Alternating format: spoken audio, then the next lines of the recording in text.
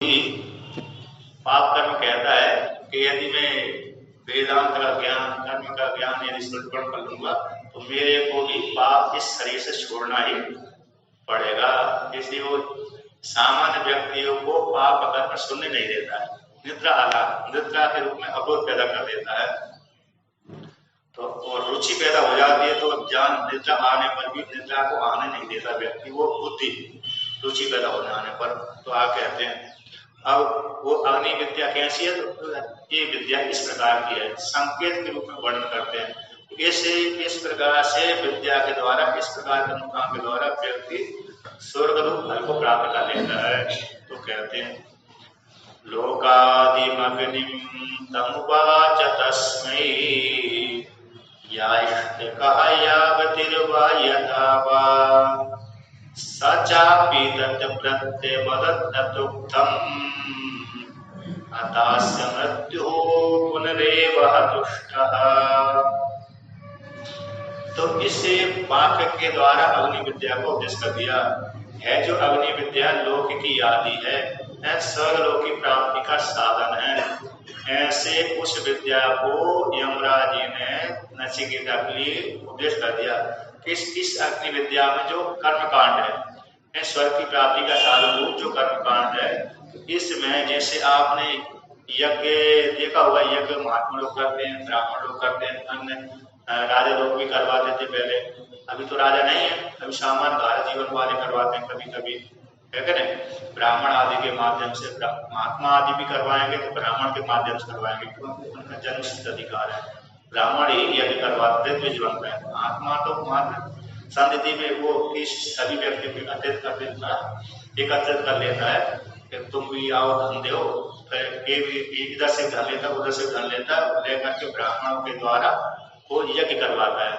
उस यजमान भी पति पत्नी गृहस्थ ही होते हैं, क्योंकि महात्मा यजमान नहीं बन सकता, उसके पास में पत्नी आदि नहीं है। जिसके पास में पत्नी होती है वही यज्ञ आदि बड़े बड़े कर्म का अधिकारी होता है। बाकी महात्मा तो उपासना कर सकता है, साधना कर सकता है। यज्ञ का अधिकारी कौन होगा? वो जिसके पास में पत्नी का संग्रह है, मतलब पत्नी वाला है, वही यज्ञ कर्म करने का अधिकारी होगा। जिसके पास में पत्नी आदि नहीं है तो यज्ञ का अधिकार नहीं है। ब्राह्मण को जो है वो ऋत्विज का कार्य करते हैं। तो कहते हैं कि जो यज्ञ आपने देखा उसमें जो वेदी बनती है, कई प्रकार की वेदी बनती है कि नहीं। तो वेदी में इतनी ईंटें, एक वेदी जो वेदी जिस प्रकार की बनाई है उसमें इतनी ईंटें चाहिए, इतनी ईंटें चाहिए, इससे ज्यादा नहीं चाहिए। और ईंटों के पश्चात उस ईंटों को बालू से छापे अथवा मृतिका से छापे, अथवा मृतिका में बालू से छापना है तो उस बालू में जल डाल करके बालू को गीला करें, अथवा तेल डालकर गीला करें, अथवा घी डालकर गीला करें। तो वहां पर आता बहुत जगह के कुछ बालू को घी से गीला करके ही वो दीवार बनाना पड़ती है। जो बालू है ना, जिससे दीवार बनाते हैं, चारों तरफ वो घेरा बनाते हैं, फिर ईंटों से चुनते हैं घेरे को, उसमें बालू का प्रयोग करते हैं, मृतिका का प्रयोग करते हैं। मृतिका के लिए जल से सान है अथवा घृत से सान है, बहुत जगह आते घृत से सान है कि नहीं। और फिर इस प्रकार दक्षिण मुख वाली करने, उसका जो एक ऐसा अर्घ रहता है, नीचे वाला ऊपर रहता है, नीचे वाला थोड़ा नीचे रहता है, पान के पत्ते के आकार जैसा, अथवा खपरा के समान, जैसे बहुत जगह खपरा बोलते हैं, तो पान के पत्ते का आकार वाले ऐसे ऊपर नीचे रहता है। तो उसको किस प्रकार से दक्षिण की ओर मुख करके होना चाहिए, उत्तर की ओर मुख करके होना चाहिए, अथवा पश्चिम की ओर मुख करके होना चाहिए, अथवा किस पूर्व की ओर मुख करके होना चाहिए, किस ओर मुख करके होना चाहिए, उसका सारा वर्णन वहां पर आता है। तो इस प्रकार से इतनी इस यज्ञ में, गोदी में, मंडप में इतनी ईंटें का उपयोग करना है, कितना गड्ढा करना है, जितना गड्ढा करना उतना ही चौड़ा होना चाहिए, उतना ही लंबा होना चाहिए, बराबर होना चाहिए। जैसे एक हाथ से लंबी करना है गोदी वो कुंड को बनाना, तो एक हाथ नीचे गड्ढा भी होना चाहिए। यदि हमने कहा एक बित्ता का गड्ढा कर दिया और एक हाथ लंबा चौड़ा कर दिया तो वो नहीं बनेगा। तो जितना गड्ढा नीचे गया है उतना ही चौड़ा होना चाहिए। जितना चौड़ा करेंगे, 10 हाथ का चौड़ा है, हमने जमीन खोद के करी, उतना ही चौड़ा फिर नीचे गड्ढा भी होना चाहिए। उस गड्ढे को फिर किससे भरेंगे? लकड़ियों से भरेंगे। आप ही डालते रहेंगे तो लकड़ी डालते रहेंगे तो भराती रहेगी वो। इस प्रकार से इष्टि इतनी इष्टि होना चाहिए, ईंटा होना चाहिए, इतनी इस प्रकार से होना चाहिए। इस प्रकार से नचिकेता को उन्होंने मृत्यु देवता ने कहा, वर्णन कर दिया कि यह इष्टिका या यथावा इस प्रकार से होना चाहिए, कितनी होना चाहिए। सचापि प्रति अवरत, जैसे ही नचिकेता ने उस अग्नि विद्या को श्रवण कर लिया कि यहाँ पर वर्णन क्यों नहीं किया कि यहाँ पर कर्मकांड का प्रसंग है, ज्ञान कांड का प्रसंग है, संक्षेप से नाम के द्वारा वर्णन कर दिया। तो कर्मकांड के प्रसंग में पूरा विस्तार पूर्वक वर्णन किया। जब आप घर में किसी ब्राह्मण को कर्मकांड के लिए बुलाते हैं, इसके लिए दुर्गा पूजा के लिए बुलाते हैं, नवरात्रि बुलाते हैं, कोई गंधन कार्य करते हैं, तो वो नवग्रह बनाता है, षोडश मातिका बनाता है, यज्ञ करता उस कार्य में आप देख सकते हैं, जान सकते हैं। तो जैसे अग्नि विद्या को उपदेश किया, उसी समय सुनकर उसने प्रति उत्तर में बता दिया, क्या तुम समझे। वहां पर नचिकेता से यमराज ने पूछा, जो मैंने तुमको अग्नि विद्या उपदेश की उसके विषय में तुम क्या समझे, बताओ। प्रश्न कर दिया, तुम समझे अथवा नहीं समझे, ऐसा प्रश्न कर दिया। जब प्रश्न कर दिया तो फिर नचिकेता ने कहा, देखो आपने इस प्रकार से उपदेश किया था, इस यज्ञ में कितनी ईंटें चाहिए, इस प्रकार की ईंटें चाहिए, इस प्रकार से गड्ढा होना चाहिए, इस प्रकार से मंडप बनना चाहिए, इस प्रकार ये वेदी यहाँ पर होना चाहिए, इस दिशा में होना चाहिए, दूसरी वेदी उस दिशा में होना चाहिए, तीसरी वेदी उस दिशा में होना चाहिए, चौथी वेदी उस दिशा में होना चाहिए। ये सारा वर्णन नचिकेता ने अपने आचार्य गुरु को सुना दिया। जब सुना दिया तो आचार्य प्रसन्न हो गया कि मेरा शिष्य इतना योग्य है कि जो मैंने एक बार उपदेश करने पर इसने गृहीत कर लिया, आनंद तो है। तो जिस आचार्य का शिष्य योग्य होता है तो वो आचार्य भी अपने शिष्य को देकर के आनंदित होता है। तो यहाँ पर भी आचार्य अपने शिष्य की योग्यता को देकर के प्रसन्न हो गए।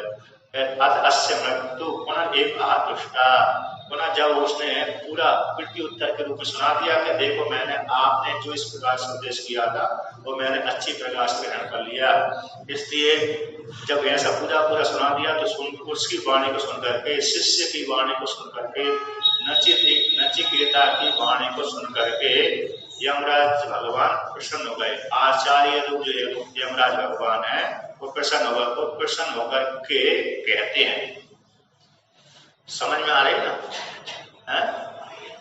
हाँ समझ में आना चाहिए। यदि मैं बोलता रहूं और आपको समझ में ना आए तो फिर भी मेरा बोलना भी व्यर्थ हो जाएगा। तो आगे कहते हैं, इंतजार छोड़ो, तैयारी शुरू करो। Myntra end of reason sale की top deals are out. Myntra, save on fashion, save fashion.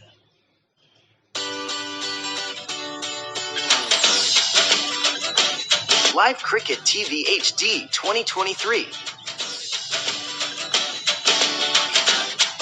Download now.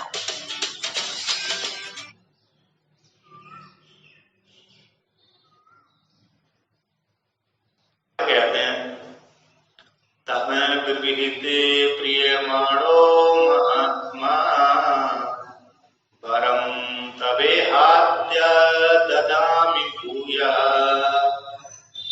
तवैव नाम्ना भवितायमग्निः शृङ्गां चेमाम् अनेक रूपं गृहाण।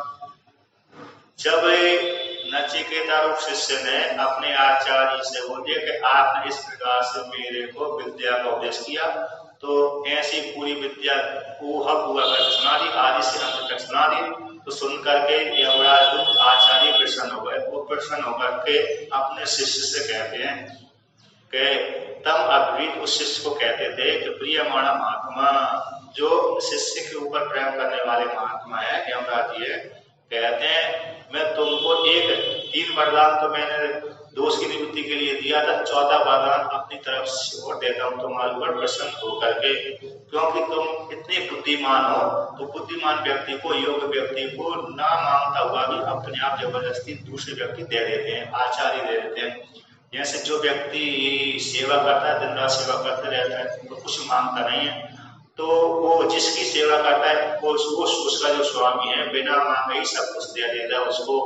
बहुत जगह आपने देखा होगा, जिस किसी व्यक्ति ने सेवा करी, उसका कोई पुत्र आदि नहीं था, दूसरा व्यक्ति उसका सेवा करता था, तो सेवा करने वाले को उतना ही वेतन मिलना चाहिए, किंतु वो जो सेवा करता था वो सेवा करने वाले से कुछ भी नहीं लेता था।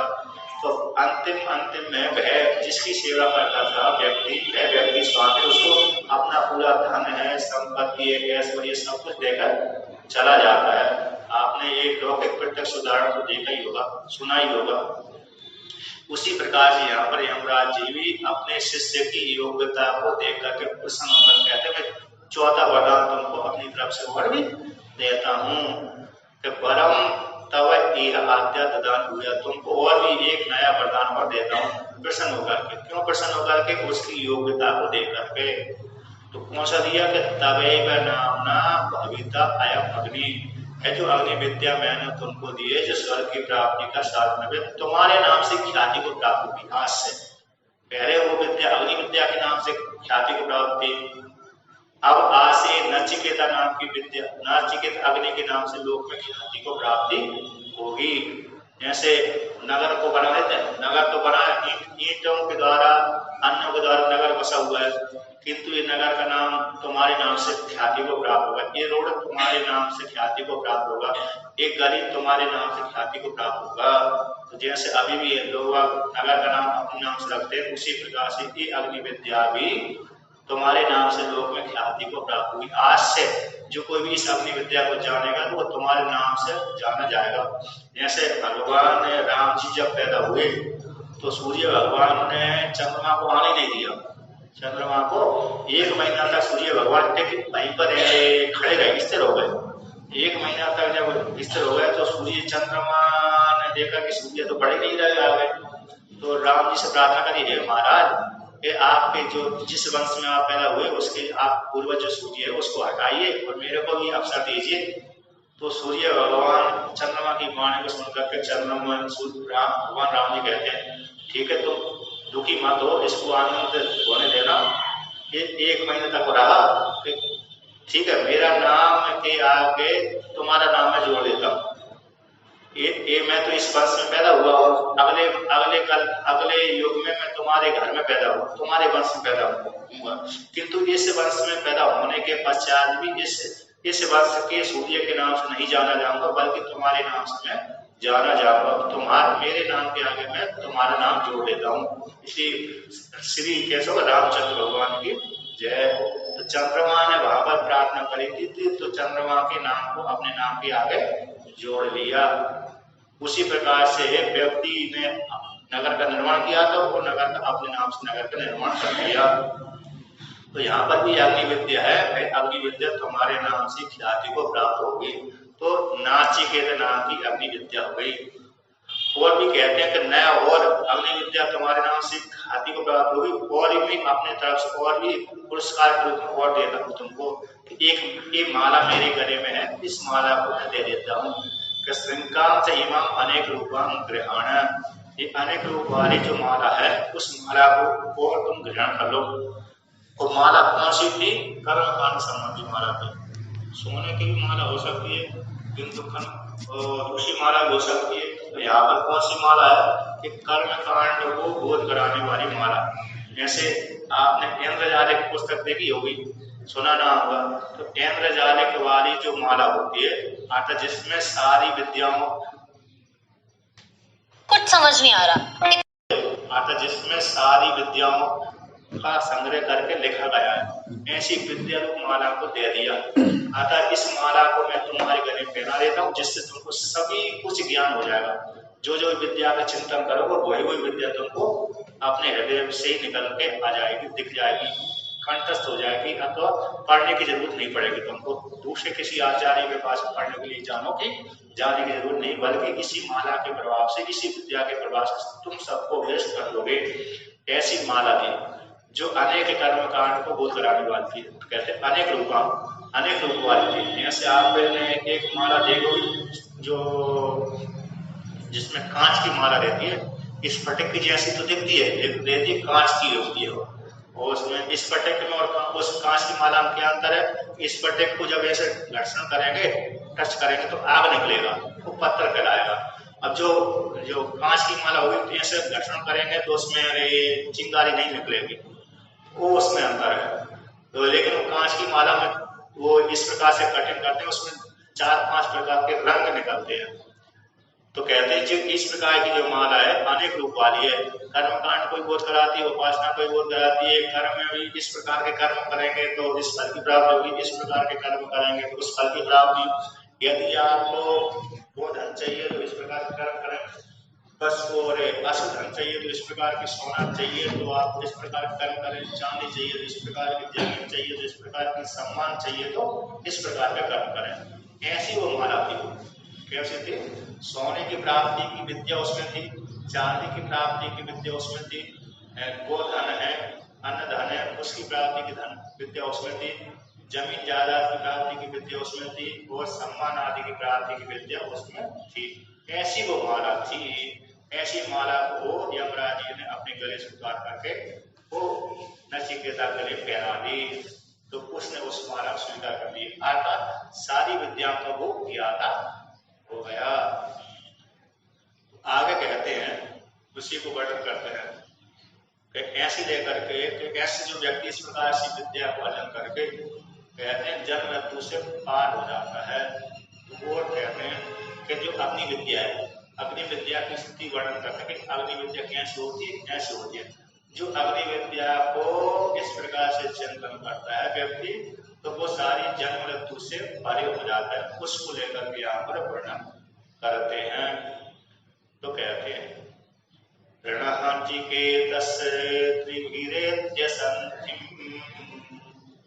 विकर्म कृतरति जन्म मृत्यु ब्रह्मयज्ञं देवमीड्यं विदित्वा निचाये मां शान्तिम् अत्यन्तमेति। तो यहाँ पर कहते हैं त्रिनाचिकेतस्य, जिसने 3 बार चयन की अग्नि को चयन कर लेता है। त्रिनाचिकेत जो 3 बार चयन किया तो उसको त्रिनाचिकेता होते हैं। नचिकेत नाम है तो नचिकेत नाम था, वो 3 बार उसको चयन किया जाता है। तो त्रिनाचिकेत नाम की अग्नि विद्या है। उस अग्नि विद्या को जानने वाला व्यक्ति जन्म मृत्यु से पार हो जाता है। त्रिवृत्त 3 बार कर्म करके। तो यहाँ पर त्रिनाचिकेत नाम की अग्नि विद्या कैसी वो 3 प्रकार की होती है कि पहले अध्ययन किया, ज्ञान प्राप्त किया सामान, फिर अध्ययन किया, फिर अनुष्ठान किया। ये हो गया गुरुकुल में जाकर उसका विज्ञान सामान विज्ञान किया और जाना, फिर अध्ययन किया, फिर अनुष्ठान किया। तो त्रिनाचिकेत विद्या 3 बार जिसका चयन किया उसको त्रिनाचिकेत विद्या कहते हैं। त्रिभृत्य 3 से युक्त होकर के। तो 3 से युक्त होकर के कौन सी? कहते माता से अनुशासित होकर के, पिता से अनुशासित होकर के, आचार्य से अनुशासित होकर के। संधि 3 प्रकार संधि को स्वीकार करके। तो कहते हैं मातृमान यानी बालक के विषय में कहते हैं जो सबसे पहले उपदेश करता है बालक अथवा बालिका को तो माता ही करती है। तो उस बालक बालिका को कहते हैं मातृमान। माता से है बालक और बालिका अनुशासित है। अब बालक बालिका को माता अनुशासित कर दिया, इसके पश्चात नंबर किसका आएगा? पिता का नंबर आएगा। तो फिर कहते हैं कि पिता ने उस बालक और बालिका को अनुशासित कर दिया है, आगे उपदेश कर दिया तुमको ये कार्य करना है, ये कार्य नहीं करना, यही अनुशासन है। तो उसको हो गया पितृमान, पिता के द्वारा अनुशासित हो गया। अब पिता ने कहा मेरे को देने, माता ने कहा मेरा ज्ञान देने का कर्तव्य इतना ही था, मैंने उपदेश कर दिया। उससे अनुशासित तो पिता का कर्तव्य था, मैंने इतना ही ज्ञान दे दिया, मेरा इतना कर्तव्य था। अब इसको अधिक विद्या अर्जन करना है तो आचार्य के पास उसको जाना पड़ेगा। तो फिर माता पिता उसको गुरुकुल में छोड़ करके आ जाते थे, यहाँ इस गुरुकुल में जाओ, वहां पर अध्ययन करो। तो फिर वहां पर गुरुकुल में रह करके 12 वर्ष तक अध्ययन करता था बालक। बालिकाओं को पहले गुरुकुल में जाने की छूट नहीं थी। वहां पर गुरुकुल में सीधा सीधा कौन? बालक ही बालक रहते थे। यद्यपि गुरुकुल में ऋषि की पत्नियां, ऋषि की पुत्रियां आदि भी रहते थे, लेकिन स्वतंत्र जो बालिकाएं थी वो ऋषि कुल में पढ़ने के लिए नहीं जाती थी। तो बालिकाओं को ज्ञान कैसे होता था? स्त्रियों को ज्ञान कैसे होता था?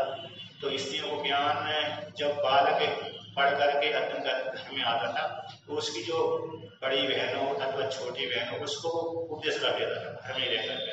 अथवा जिस नगर में बहुत सी कन्या रहती हैं गांव में, तो सारी कन्याओं को पढ़ाने वाला कोई स्त्री भी विशेष ज्ञानी होती थी। कोई दूसरा वहीं पर अच्छा जो बड़ा बूढ़ा है वो अपनी बालिकाओं को समझ सारी बालिकाओं को पढ़ा देता था। तो पहले की स्त्रियां भी ज्ञानी होती थी, अपने भाई से पढ़ लेती थी स्त्रियां, बालिकाएं अपने पति से पढ़ती थी, पति के द्वारा स्त्रियों को ज्ञान होता था। सबसे पहले ज्ञान स्त्रियों को, लड़कियों को पिता के द्वारा होता था, फिर अपने भाई के द्वारा होता था और माता के द्वारा होता था, और माता के पश्चात पुत्र के द्वारा होता था।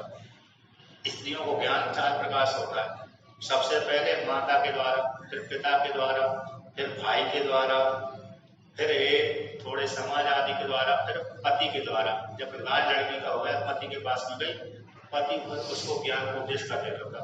इस प्रकार से स्त्रियों को ज्ञान होता था। और कुछ स्त्रियां गुरुकुल में ऋषि की पत्नी थी, गुरुकुल में रह करके पढ़ लेती थी, गुरुकुल में रह करके पढ़ करके दूसरे को पढ़ा देती थी। तो पहले की स्त्रियां भी पढ़ा देती थी, जैसे गार्गी है, अन्य अन्य स्त्रियों के विषय में वर्णन आता है। गार्गी तो जन्म से ही विद्वान रही, जब उसका व्यवहार भी नहीं हुआ, इससे पहले ही बड़े बड़े शास्त्रार्थों में जा सकती थी, आगे वर्ग के साथ उसने संसार किया था, विद्वान रही थी। उसने ब्रह्म तत्व के विषय में जिज्ञासा करी थी, पूछा था, प्रश्न किया था। व्याकरण उपनिषद में आता है कि लास्ट में अंतिम में सबसे बड़ी योद्धा रही तो गार्गी रही। बसनकी की पुत्री थी, बसनकी कहलाती थी, और उसका विवाह नहीं हुआ था। विवाह होता तो फिर पति के साथ जाती, लेकिन तो जाती नहीं, किंतु उसका विवाह ही नहीं हुआ था, कुमारी थी उस काल में, यानी ज्यादा से ज्यादा उसकी आयु होगी 8 वर्ष की, 9 वर्ष की। उसकी आयु होगी 8 वर्ष की, 9 वर्ष की, तो 10 वर्ष की होगी। इससे ज्यादा उसकी आयु नहीं थी, किंतु जन्मजात वो योगिनी थी, पूरे जन्म के संस्कार उसमें थे। उसी के प्रभाव से ऋषि की कन्या बनी, ऋषि के कुल में पैदा हुई थी, और गुरुकुल चलता था उस पिता का। तो गुरुकुल में रहते रहते सुनते सुनते पिता के, जहाँ पिता पढ़ा रहे अपने पास, जहाँ पर कन्या बैठ गई। अब जो पिता उपदेश कर रहा है शिष्यों को, तो शिष्यों के द्वारा जो उपदेश कर रहा है पिता, उसी पिता की वाणी को बुद्धि निगम कर लेती थी, सुन लेती थी। तो सुनते सुनते सुनते उसी को ज्ञान हो गया, तो दूसरे अपने शिष्यों को, अन्यों को पढ़ा देती थी। तो ब्रह्म विदुषी कहलाई वो गार्गी। तो उसने साथ साथ में गया, पिता की आज्ञा रह करके याज्ञवल्क्य के साथ साथ उसने किया था, जनकपुर में जाकर के, मिथिला नगरी में। तो उस विषय में आता, तो इस प्रकार से कन्या को, स्त्रियों को ज्ञान की प्राप्ति हो जाती है। तो कहते हैं यहाँ पर मातृमान, पितृमान, आचार्यमान। तो माता के द्वारा सबसे पहले अनुशासित बालक बालिका, पिता के द्वारा दूसरे नंबर का अनुशासित बालक बालिका, फिर तीसरे बार आचार्य के माध्यम से। ऐसा जो आचार्य के द्वारा अनुशासित हो गया, तो आचार्य सारे वेदों का उपदेश कर दिया, सारे वेद पढ़ा दिए, योग्यता के अनुसार उसको पढ़ा दिया। फिर वहां से समावरण संस्कार करा करके आचार्य से अपने घर में आता है, घर में आकर के अपने योग्य अनुसार, अपने कुल के अनुसार, अपनी जाति के अनुसार, अपने पढ़ने के अनुसार किसी कन्या से विवाह कर लेता है। ब्राह्मण है तो ब्राह्मण की कन्या से, क्षत्रिय है तो क्षत्रिय कन्या से, वैश्य है तो वैश्य कन्या से, इस प्रकार से। तो शूद्र है तो शूद्र की कन्या से, चारों वर्ण अपनी अपनी कन्या की, वर्ण की कन्याओं से विवाह करते हैं, तो अपनी योग्यता के अनुसार। तो ऐसा जो मातृमान, पितृमान, आचार्यमान बालक होता है, कैसा होता है, कभी भी गलत कार्य नहीं करता। ऐसा जो बालक है, ऐसा जो साधक होता है, कहते हैं संधि। इस प्रकार से माता आदि के साथ संबंध बनाकर अनुशासित होकर के, कहते हैं ऐसा कर्म करने वाला कौन हो गया, कर्म कर 3 बार कर्म करने वाले को त्रिनाच के बोलते हैं। पहले यज्ञ करेगा, अध्ययन करेगा, दान करेगा। यज्ञ कर्म करने वाला, 3 बार अग्नि का चयन करने वाला, 3 बार माता पिता और आचार्य द्वारा अनुशासित होने वाला, और 3 प्रकार के कर्म करने वाला। तो पहला कौन, यज्ञ करने वाला, अध्ययन करने वाला, दान देने वाले। तो सोलह 3 बार कर्म करने वाला। ऐसे जो व्यक्ति होता है, ऐसे व्यक्ति जन्म मृत्यु से पार हो जाता है। कहते ऐसे जो जन्म मृत्यु से पार होने वाला व्यक्ति इस विद्या को जान करके ब्रह्म यज्ञ, जो ब्रह्मा जी से सबसे पहले उत्पन्न हुआ, ब्रह्मा जी से यानी हिरण्यगर्भ से। हमने पहले वर्णन किया था 3 प्रकार के देवता होते हैं, निर्गुण निराकार परमात्मा, निर्गुण निराकार सगुण परमात्मा, और सगुण साकार परमात्मा। उसी निर्गुण निराकार सगुण परमात्मा जो अंतर्यामी ईश्वर है, उसने पंचभूतों को निर्माण करके पंच सूक्ष्म शरीर बनाया। तो समष्टि सूक्ष्म शरीर में अभिमान करता है। हमारे भीतर सूक्ष्म शरीर है, आपके भीतर भी सूक्ष्म शरीर है, सभी स्त्री पुरुषों के भीतर, जानवरों के भीतर सूक्ष्म शरीर है। वो सारे सूक्ष्म शरीर में जो अभिमान करता है उसकी हिरण्यगर्भ संज्ञा हो जाती है। उसी हिरण्यगर्भ से फिर विष्णु शरीर में प्रवेश करता है, उसकी विराट संज्ञा हो जाती है। तो हमारा जो शरीर है विश्व कराता है, संपूर्ण शरीर में हम अभिमान करेंगे तो हमारी विराट संज्ञा हो जाएगी। ऐसी विराट रूप संज्ञा है। तो ब्रह्मा हिरण्यगर्भ से जो पैदा होता है उसको विराट बोलते हैं। ऐसी विराट रूप जो अग्नि है, विराट को प्राप्त करने वाला पद है, विराट रूप पद ब्रह्मा जी इसको बोलते हैं। ऐसे हिरण्यगर्भ से उत्पन्न होने वाला ब्रह्मा जी यानी विराट, उपनिषद में उसको विराट बोलते हैं, पुराण में उसको ब्रह्मा जी बोल देते हैं। और हिरण्यगर्भ को पुराण में विष्णु भगवान बोल देते हैं। पुराण में हिरण्यगर्भ को विष्णु भगवान बोलते हैं, पुराण में विराट को भगवान ब्रह्मा बोल देते हैं, क्योंकि ब्रह्मा जी भगवान विष्णु से पैदा होते हैं। तो ऐसे जो हिरण्यगर्भ से पैदा हुआ विराट रूप ब्रह्मा जी है, ऐसी ब्रह्मा की प्राप्ति कराने वाला ये साधन गुण अग्नि विद्या है। ऐसे देव को अग्नि विद्या को जो प्राप्त करा, जो अग्नि विद्या है जो परमात्मा को प्राप्त कराने वाली है,